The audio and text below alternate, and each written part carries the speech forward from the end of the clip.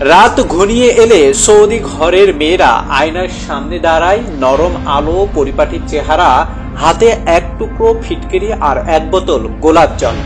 কিন্তু কেন?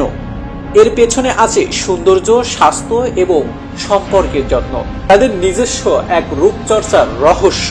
সৌদি আরব সহ মধ্যপ্রাচ্যের অনেক নারীর কাছে ফিটকিরি ও গোলাপ জল শুধু রূপচর্চার উপাদান নয়, বরং এটি তাদের আত্মসচেতনতা ও ভালোবাসার প্রকাশ।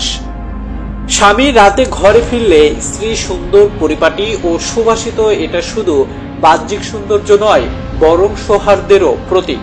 গোলাপ জল প্রাকৃতিক টোনার হিসেবে কাজ করে। এটি ত্বককে ঠান্ডা রাখে, হাইড্রেট করে ও সতেজতা দেয়।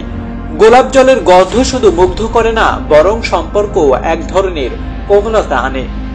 আরব নারীরা বিশ্বাস করেন সুন্দর গন্ধ ও কোমল মুখের ছাপ রাত্রিকালীন সম্পর্কেও ইতিবাচক প্রভাব ফেলে। ফিটকিরি একাধারে প্রাকৃতিক অ্যান্টিসেপটিক ও স্কিন টাইটেনার।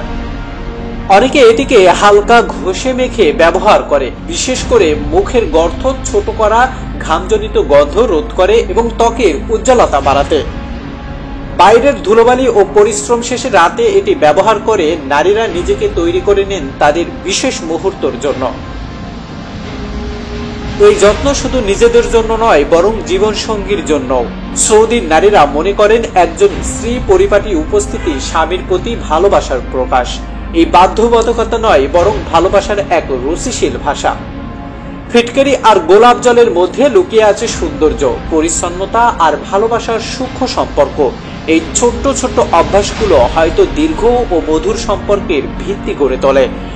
আপনিও কি এমন কোনো প্রাকৃতিক রূপচর্চার অনুসরণ করেন? কমেন্টে জানিয়ে দিন। আর এমন আরো ভিডিও পেতে সাবস্ক্রাইব করতে ভুলবেন না।